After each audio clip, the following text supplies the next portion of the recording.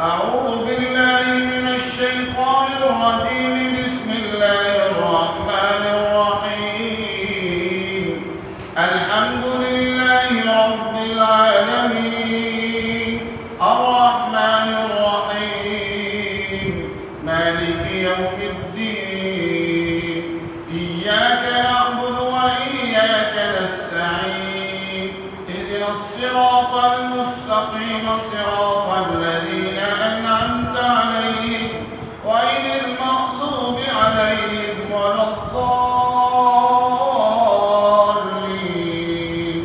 وقال تعالى: ومن لم يحكم بما أنزل الله فأولئك هم الكافرون.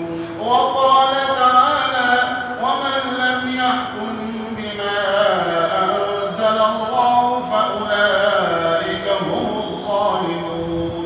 وقال تعالى: ومن لم يحكم بما أنزل الله فأولئك هم الفاسقون.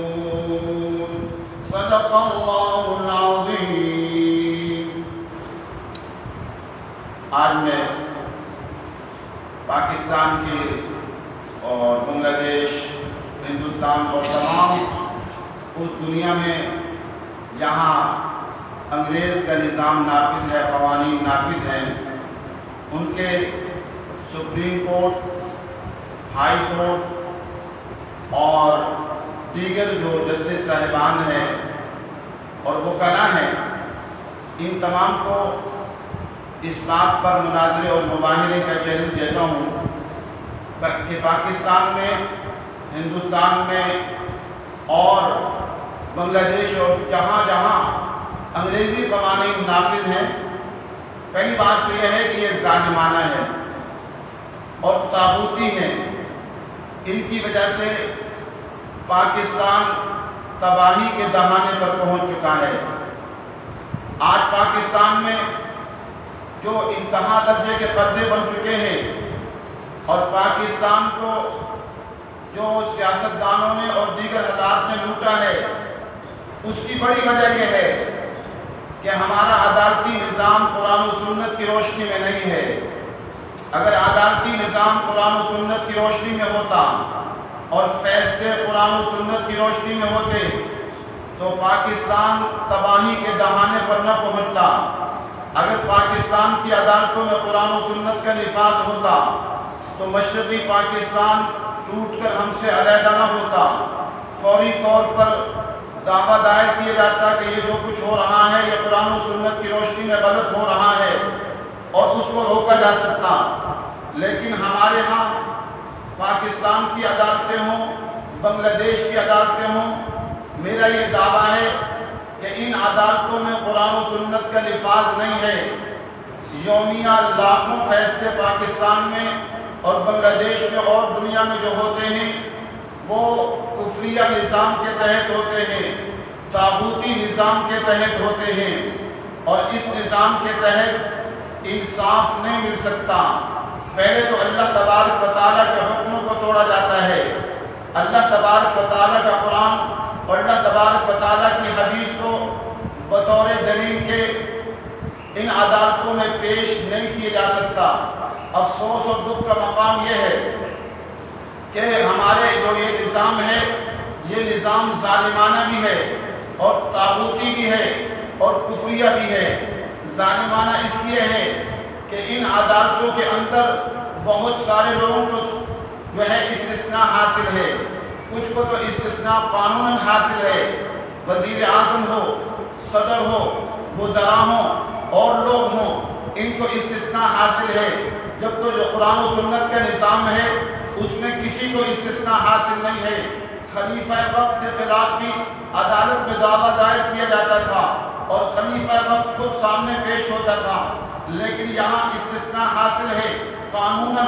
یہ استثناء کا قانون بنانا اگر اس کو خالی عمل ہوتا، اس پر خالی عمل ہوتا تو یہ گناہ ہے، لیکن شریعت سے متصادم قانون بنانا یہ کفر ہے اور اس کو آئین میں لکھنا یہ بھی کفر ہے.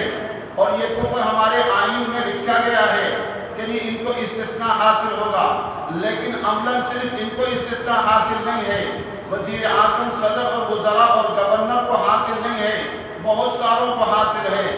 تمام جو ہے وہ بڑے بڑے جتنے کے جنرل ہیں اور بڑے بڑے افسران ہیں، کوئی تصور نہیں کر سکتا کہ عدالت میں جا کر ان کے خلاف جو ہے وہ عدالت میں کیس کر دے۔ اس کے علاوہ جتنے بڑے بڑے سردار ہیں، خان ہیں، نواب ہیں، دیوانے ہیں، قومی اسمبلی کے ممبران ہیں، صوبائی اسمبلی کے ممبران ہیں، ان کو بھی ایک درجہ استثناء اس طرح حاصل ہے کہ کسی غریب پر ظلم ہو رہا ہو، وہ جا کر عدالت میں کیس نہیں کر سکتا۔ اور پھر عدالتوں کے اندر یہ نظام انتہائی مہنگا ترین نظام ہے اور طویل ترین نظام ہے۔ ایک چھوٹا سا وکیل کرنے کے لیے وہاں آج 50,000 سے لاکھ روپے وہ لکھوا لیتے ہیں کہ آپ دے سکتے ہیں، پھر عدالت کے اندر داخل ہو سکتے ہیں۔ یہ نظام ایسا ہے اسلامی قوانین کے اندر اور قرآن و سنت کی روشنی میں جو عدالتوں کا نظام ہے، وہاں ایک غریب آدمی خود پیش ہو سکتا ہے، کوئی وکیل کرنے کی ضرورت نہیں ہے، وہاں خود پیش ہو سکتا ہے۔ اور موجودہ نظام کے اندر یہ ہے کہ آپ کو وکیل کرنا پڑے گا، کیونکہ یہاں سارا نظام انگریزی کے اندر ہے اور ساری کتابیں انگریزی کے اندر ہیں اور ساری بحث انگریزی کے اندر ہوتی ہیں، اس لیے ایک غریب آدمی بیچارہ افورڈ ہی نہیں کر سکتا۔ مجھے بتائیے، اگر کسی غریب آدمی پر کسی نے ظلم و زیادتی کر دی، اس کی زمین ہتھیا لی، کیا وہ عدالت کا رخ کر سکتا ہے ایک طاقتور کے مقابلے میں؟ جبکہ طاقتور وہاں جاتا ہے تو بڑے اعلیٰ درجے کا وکیل بھی کرتا ہے اور پھر ساتھ ساتھ یہ بھی کر لیتا ہے کہ ججوں کو بھی پیسے دیتا ہے۔ اور اس کے ایک واقعات نہیں ہیں، ہزاروں واقعات پاکستان، بنگلہ دیش، ہندوستان، پوری دنیا میں ملتے ہیں کہ جج پیسے لیتے ہیں۔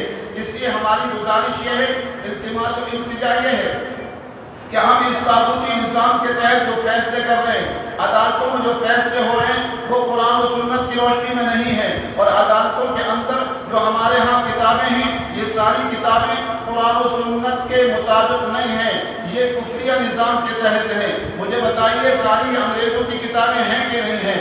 Contract act 1872، the sale of good act 1930، easement act 1882، P P C اور 1860، the trust act 1882، partnership act 1932، اور اس کے علاوہ دی سول پروسیجر 1908، اور اس کے علاوہ اور دی کورٹ فیس ایکٹ 1870۔ یہاں یہ ساری کی ساری کتابیں جو ہیں یہ قرآن و سنت کی روشنی میں نہیں ہیں۔ آج بھی دیکھا جائے کہ ایک جج کے پاس کیا قرآن مجید اور اس کی تفاسیر موجود ہوتی ہیں فیصلہ کرنے کے لیے؟ نہیں ہوتی۔ ایک وکیل کے پاس جایا جائے، کیا وہاں دیکھا جائے کہ وہ جب ایک بحث تیار کرتا ہے یا مقدمہ تیار کرتا ہے تو وہاں کیا وہ قرآن و سنت کے حوالے دیتا ہے یا قرآن و سنت کی روشنی میں لکھی گئی کتابوں کے حوالے دیتا ہے یا انگریزوں کی کتابوں کے حوالے دیتا ہے؟ عدالتوں میں سارا نظام انگریزوں کے قوانین کے مطابق چل رہا ہے۔ اور سنو، اللہ تبارک و تعالیٰ کا فیصلہ کیا ہے؟ اللہ تعالیٰ فیصلہ سنا رہے ہیں، وَمَن لَّمْ يَحْكُم بِمَا أَنزَلَ اللَّهُ فَأُولَٰئِكَ هُمُ الْكَافِرُونَ۔ جو اللہ تعالیٰ کے فیصلوں کے مطابق فیصلے نہیں کرتا وہ کافر ہے۔ وَمَن لَّمْ يَحْكُم بِمَا أَنزَلَ اللَّهُ، فرمایا جو اللہ کے فیصلوں کے مطابق فیصلے نہیں کرتا، فَأُولَٰئِكَ هُمُ الظَّالِمُونَ، وہ ظالم ہیں۔ پھر یہ بھی فرمایا وَمَن لَّمْ يَحْكُم بِمَا أَنزَلَ اللَّهُ فَأُولَٰئِكَ هُمُ الْفَاسِقُونَ، جو اللہ تعالیٰ کے فیصلوں کے مطابق فیصلے نہیں کرتے وہ فاسق ہیں۔ ذرا غور کیجئے، سوچئے، پاکستان میں لاکھوں فیصلے یومیہ ہوتے ہیں، بنگلہ دیش کے اندر ہوتے ہیں، اور اسلامی ممالک جہاں یہ نظام نافذ ہے، برطانوی نظام نافذ ہے، وہاں سارے فیصلے جو ہوتے ہیں وہ سارے کے سارے انگریزی نظام کے مطابق ہوتے ہیں۔ تو جب اللہ کے حکموں کے مطابق فیصلے نہیں ہوتے تو یہ سارے کا سارا کفر ہے۔ اللہ تبارک و تعالیٰ کا قرآن مجید موجود ہے۔ بعض علماء نعوذ باللہ یہ کہتے ہیں کہ یہ ہمارے پاس جو ہے وہ قوانین مرتب نہیں ہے۔ کیسے مرتب نہیں ہے؟ یہ اللہ کا قانون مرتب نہیں ہے۔ اللہ تبارک و تعالیٰ نے اپنا قانون نہیں بھیجا اور اس کی ہزاروں لاکھوں تفسیریں ہر زبان میں موجود نہیں ہیں، اور پھر حضور صلی اللہ علیہ وسلم کی احادیث اللہ تعالیٰ کے قانون کی بڑا حصہ ہے، پھر اس کی ہزاروں شروحات ہر زبان کے اندر کیا یہ مرتب شدہ موجود نہیں ہے؟ پھر فقہ حنفی، فقہ شافعی، فقہ مالکی، فقہ حنبلی کی لاکھوں کتابیں، کیا جو ہے وہ عدالتی نظام یہاں پر اسی چیز کا نام تو ہے، کیا یہ مرتب نہیں ہے؟ ان علماء پر افسوس ہے، ان علماء پر دکھ ہے۔ میں 25-30 سال سے یہ آواز بلند کر رہا ہوں کہ عدالتی نظام صحیح نہیں ہے، یہ کفریہ نظام ہے۔ اور علماء سے باتیں کرو، کہتے ہیں نہیں ٹھیک ہے جی، بس اوپر نیچے منہ ہم بات کرتے ہیں، سیدھی بات نہیں کرتے۔ یہ علماء کو بھی قیامت کے دن پکڑ ہوگی جو 70 سال سے خود بھی دھوکے میں ہیں اور عوام کو بھی دھوکے میں ڈالا ہوا ہے۔ میں نے ان کو بھی مناظرے مباحثے کا چیلنج دیا ہے، تمام مفتیان کرام کو بھی دیا ہے کہ آؤ یہ ثابت کرو کہ عدالتوں میں چلنے والا قوانین اسلامی ہے، اور جب نہیں ہے تو 70 سال سے آواز کیوں نہیں بلند کرتے؟ فتویٰ کیوں نہیں دیتا دارالعلوم کراچی اور بنوری جون فتویٰ جاری کیوں نہیں کرتا اور دیگر مدارس فتوے جاری کیوں نہیں کرتے؟ یہ کفریہ نظام ہے تاکہ قوم ابہام سے نکلے۔ آج غریب بیچارہ ان عدالتوں کا رخ نہیں کر سکتا۔ ان عدالتوں میں جو وکیل ہیں انہوں نے لوٹ مار مچائی ہوئی ہے، 1-1 لاکھ اور 50-50 ہزار ابتدائی فیس ہے۔ یہاں جو علماء بھی جاتے ہیں ان کا بھی حال یہی بن جاتا ہے۔ میں اپنے ایک شاگرد کو جانتا ہوں جو جامعہ فریدیہ سے پڑھے ہوئے ہیں، ان کا حال بھی یہی بن چکا ہے، وہ بھی لوٹ رہے ہیں۔ ایک قاتل آئے گا اس کا کیس بھی لے کر اس کا بھی دفاع کریں گے، ایک شرابی آئے گا اس کا بھی دفاع کریں گے، ایک زانی آئے گا اس کا بھی دفاع کریں گے، ایک لٹیرا آئے گا اس کا بھی دفاع کریں گے۔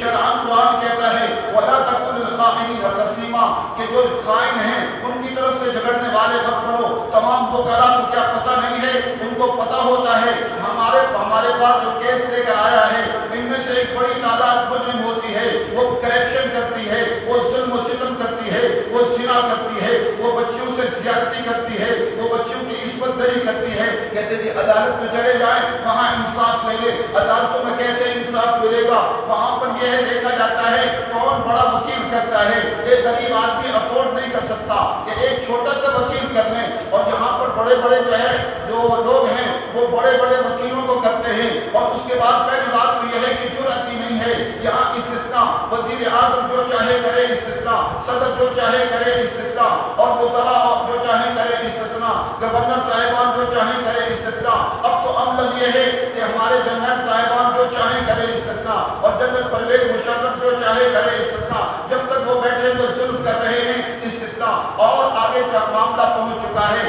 آج ایک وڈیرا، ایک خان، ایک نواب، ایک دیوانہ جو چاہے کرے استثناء ہے۔ غریب اس کے جو ہے وہ جا سکتا ہے؟ نہیں جا سکتا۔ اس لیے ہم سب کو غور کرنا چاہیے۔ ہم نے جو ہے وہ کل قبر میں جانا ہے، کیا موت نہیں آئے گی؟ جی جسٹس صاحبان سے میں کہتا ہوں، جسٹس صاحبان سے کہتا ہوں، وہ کلا سے کہتا ہوں، اللہ تعالیٰ کے ہاں جواب آپ کو بھی دیں گے۔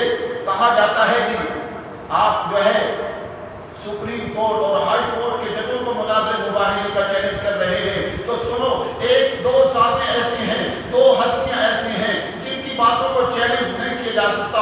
وہ ایک اللہ تبارک و تعالیٰ کے ساتھ ہے۔ اللہ تبارک و تعالیٰ شان والے، قدرتوں والے، کبریائی والے، اللہ تعالیٰ کی ہر چیز پرفیکٹ ہے، اسے کہیں چیلنج نہیں کیا جا سکتا۔ اس کے سورج کا نظام پرفیکٹ ہے، اس کے انسانوں کی تخلیق کا نظام پرفیکٹ ہے، آنکھوں کا نظام پرفیکٹ ہے، زبان کا نظام پرفیکٹ ہے، دل کا نظام پرفیکٹ ہے، گردوں کا نظام پرفیکٹ ہے، سبزیوں پھلوں کا نظام پرفیکٹ ہے۔ اللہ تعالیٰ کی قرآن مجید بھی پرفیکٹ ہے، لا ریب ہے، لا شک ہے۔ اور دوسری ہستی ہے محمد عربی صلی اللہ علیہ وسلم، ان کی باتوں کو چیلنج نہیں کیا جا سکتا، اس سے کہ ان کا رشتہ اللہ تبارک و تعالیٰ سے قائم ہے۔ جو باتیں کہیں وما ينطق عن الهوى ان هو الا وحی یوحى، آپ اپنی جانب سے نہیں بولتے تھے، اللہ کی وحی سے بولتے تھے۔ آپ صلی اللہ علیہ وسلم کی تمام احادیث وہ بھی اللہ تعالیٰ کا ہی حکم ہے۔ اس لیے یہ دو ہستیاں ایسی ہیں جن کی باتوں کو، جن کے ارشادات کو، جن کے فیصلوں کو چیلنج نہیں کیا جا سکتا۔ باقی ہم جو ہے حضور صلی اللہ علیہ وسلم کے بعد جو ہے خلفائے راشدین تھے، ان کی باتوں کو بھی چیلنج کیا جاتا تھا، عدالتوں میں ان کو بھی پیش ہونا پڑتا تھا۔ اس لیے کسے باشد کیوں نہ ہو، اس کو مناظرے مباحثے کا چیلنج کیا جا سکتا ہے۔ اس لیے میں آپ سب کو آج مناظرے مباحثے کا چیلنج مجبوراً دے رہا ہوں۔ میں یہ آواز ایک عرصے سے بلند کر رہا ہوں کہ ہماری عدالتوں میں نظام چلنے والا یہ نظام قرآن و سنت کے مطابق نہیں ہے۔ قرآن قرآن و سنت کے مطابق فیصلے نہیں ہو رہے، انگریز کے قوانین کے مطابق فیصلے ہو رہے ہیں، لب و لہجہ وہی، بولنے کا انداز وہی، اور اس کے ساتھ ساتھ انگریزی قوانین کی کتابیں پیش کی جاتی ہیں، انگریزی میں سب چیزوں کو لکھا جاتا ہے۔ مجھے بتائیے ایک غریب وہاں کیسے پیش ہوگا؟ اور ہاں اس قانون کے تحت یہ بھی ہے، ایک غریب پر الزام لگ جائے وہ فوراً مجرم بن جاتا ہے، کوئی اس پر کیس کرتے، حکومت کیس کرتے، اور جو ہے کوئی بھی جا کر اس پر کیس کرتے، پولیس والا کیس کرتے، وہ کیس میں اندر چلا جاتا ہے، اس کو بھی وکیل کرنا پڑتا ہے، اور سال ہا سال اندر پڑا رہتا ہے، امیروں کو پوچھنے والا کوئی نہیں، وزیر اعظم صدر کو پہلے سے استثناء، وزراء کو استثناء ہے، چیف جسٹس صاحبان کو استثناء ہے، جسٹس صاحبان کو بھی استثناء ہے، اور طاقت والے جو بھی ہوں جنرل وغیرہ ان کو بھی پہلے سے استثناء حاصل ہے، عملاً استثناء حاصل ہے، اگرچہ قانون نہیں ہے۔ اور پھر ہمارا جو قرآن و سنت کا قانون ہے، اس قرآن و سنت کے قانون کے مطابق یہاں فیصلے نہیں ہوتے، تو قرآن یہ کہتا ہے وَمَن لَّمْ يَحْكُم بِمَا أَنزَلَ اللَّهُ فَأُولَٰئِكَ هُمُ الْكَافِرُونَ، جو اللہ کے حکموں کے مطابق فیصلے نہیں کرتے وہ کافر ہیں، اور آگے فرمایا ظالم ہیں، فاسق ہیں۔ آج پاکستان میں، آج بنگلہ دیش میں، پوری دنیا میں جہاں یہ نظام موجود ہے، اللہ کے حکموں کے مطابق فیصلے نہیں ہوتے۔ اور مجھے بتائیے کہ جب اگر کسی سے زنا ہو جائے تو یہاں چند سال کی قید کی سزا دی جاتی ہے، قرآن و سنت کیا کہتا ہے؟ اسے سنسار کیا جائے یا اسے کوڑے لگائے جائیں۔ اور پھر اگر کوئی شراب پی لیتا ہے تو یہاں پر کیا ہے سزا؟ چند سال کی سزا دی جاتی ہے۔ قرآن و سنت کیا کہتا ہے؟ اس کو شراب پر جو ہے وہ کوڑے لگائے جائیں۔ اور ایسے ہی دیگر قوانین کے اندر بھی، اور ڈاکو ہے تو اس کی سزا کیا ہے؟ اگر ڈاکہ ثابت ہو جائے تو کیا ہوگا؟ وہاں پر صرف یہ ہوگا کہ چند سال کی قید کی سزا دی جائے گی، لیکن قرآن و سنت اس کے مطابق کیا فیصلہ سنا رہے ہیں کہ ایک ہاتھ اور پاؤں کاٹا جائے۔ اور سنیے، اللہ تبارک و تعالیٰ کے حکم کو نہ ماننا یہ گناہ ہے، اس پر عمل نہ کرنا یہ گناہ ہے، لیکن اس کے خلاف دوسرے کسی چیز پر فیصلہ کرنا یہ بھی گناہ عظیم ہے، لیکن کسی دوسری چیز کو قانون بنا لینا یہ کفر ہے۔ دیکھیے، نماز نہ پڑھنا گناہ، نماز نہ پڑھنا گناہ ہے، لیکن نماز کی جگہ کسی دوسری چیز کو کہا جائے کہ یہ نماز ہے، یہ بھی بہت بڑا گناہ ہے، لیکن اس کو قانون کا درجہ دے دینا یہ کفر ہے۔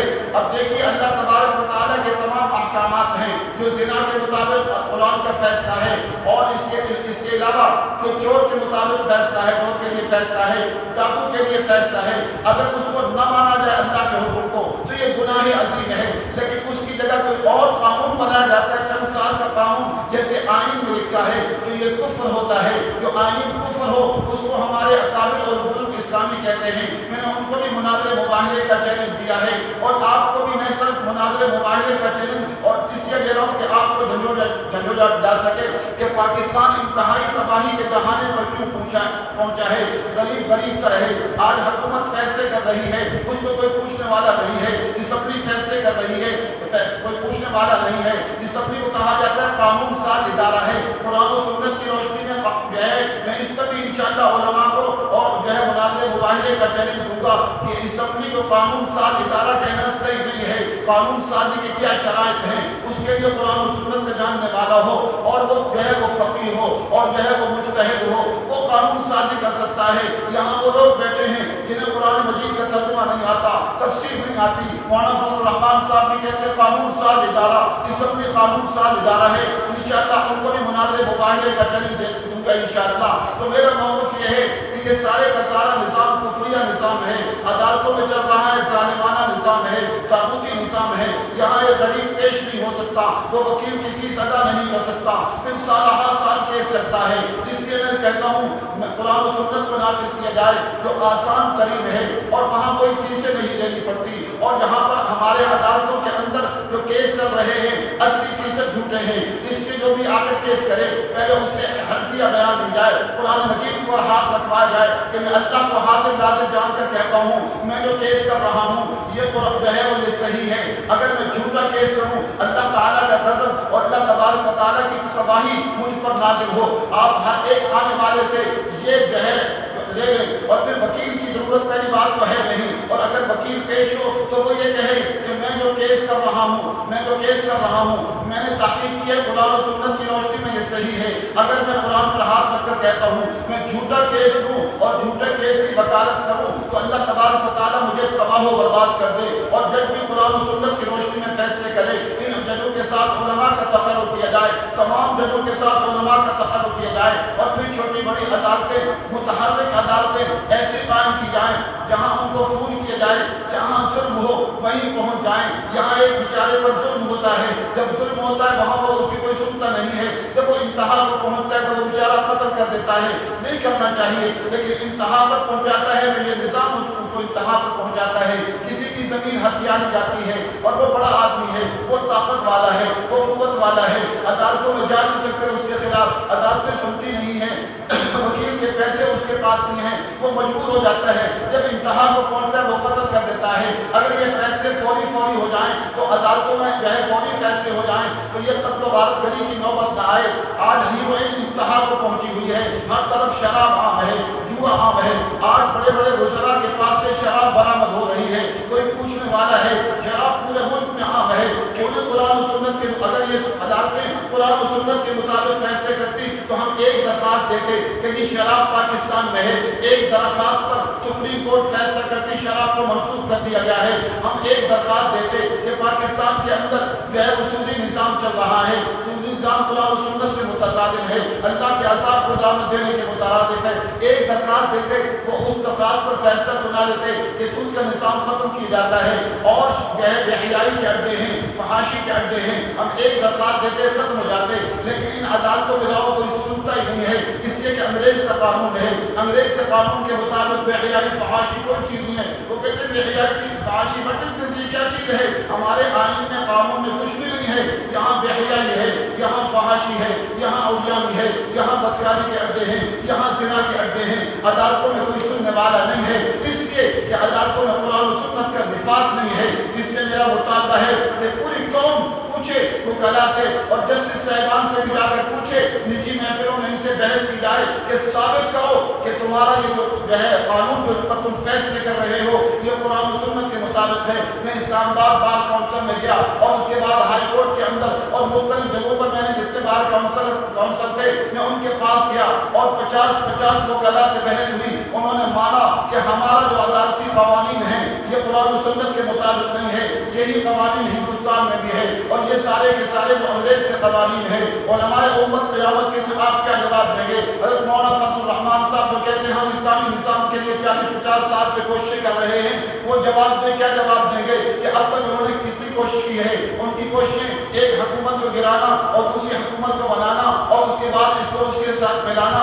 کبھی ایک کے ساتھ مل جانا، یہ کرتے رہے اور تمام مدارس بھی خاموش رہے، وہ بھی قیامت کے دن جواب دیں گے ہم نے تو کشتیاں جلا دی ہیں، ہم نے تو کشتیاں جلا دی ہیں۔ شہدائے لال مسجد اور شہدائے جامع حفصہ کا خون ہمیں اس بات پر آمادہ کرتا ہے کہ ہم حق و صداقت کی آواز بلند کرتے رہیں گے انشاءاللہ، یہاں تک کہ اپنی جان ہم اپنے رب کے سپرد کر دیں گے۔ تو ہمارا دعویٰ ہے ہم یہ منازع مباہلے کا چیلنج تمام چیف جو ہے سپریم کورٹ کے جسٹس صاحبان اور ہائی کورٹ اور تمام جسٹس صاحبان اور تمام وکلا پاکستان، ہندوستان اور جو ہے وہ بنگلہ دیش سے کہتے ہیں، ہندوستان سے اس لیے کہتے ہیں کہ وہاں بھی غریب پس گیا ہے، وہاں غریب عدالت میں نہیں جا سکتا، کسی وڈیرے کے خلاف، کسی خان کے خلاف اور کسی بڑے کے خلاف، کسی طاقت والے کے خلاف وہاں جا نہیں سکتا، اور غریب پر جو چاہے وہ مقدمہ کر دے اور پھر فیس اتنی وصول کی جاتی ہے۔ ہمارے ایک جو ہے جامع کے استاد ہیں اور وہ جو ہے عالم ہیں، وہ پہلے جو ہے وہاں پڑھاتے رہے، اب اس کے بعد وہ جو ہے کیس کرتے ہیں، وہ بھی جھوٹے کیس لیتے ہیں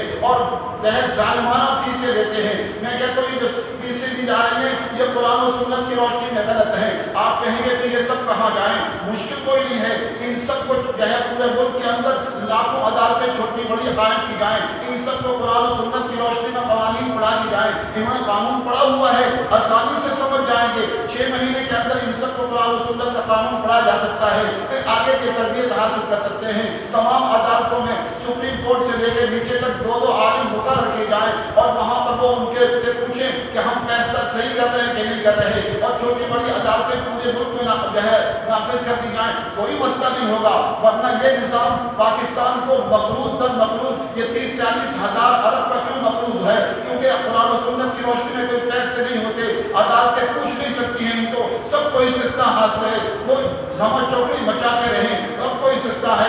اگر زیادہ زیادہ چلیں گے تو اعتزاز حسن کو وکیل کر لیں گے، جو کروڑ روپے فیس لے کر اس کو سارے چور دروازے پتہ ہیں، کیسے میں نے ان کو نکالنا ہے، کہیں گے نہیں وہ عدالت سے بری ہو گئے۔ زرداری کو 10 سال جہاں رکھا گیا اور اس پر اربوں خربوں روپے کے اخراجات ہوئے اور اس کے بعد وہ سارے کا سارا باعثت بری ہو گیا۔ یہاں غریب کے لیے اور قانون ہے، امیر کے لیے اور قانون ہے، اور یہ قرآن و سنت سے متصادم قانون ہے۔ میں کہتا ہوں کہ آپ کو چاہیے کہ آپ مناظرے کے لیے تیار ہو جائیں، نہیں تو مباہلے کے لیے تیار ہو جائیں۔ باقی یہ کہنا کہ سپریم کورٹ اور یہ بڑے لوگ ہیں، بڑی ذات ایک اللہ تبارک و تعالیٰ کی ذات ہے، ایک حضور صلی اللہ علیہ وسلم کی ذات ہے، جن کے فیصلوں کو اور جن کی ذاتوں کو چیلنج نہیں کیا جا سکتا۔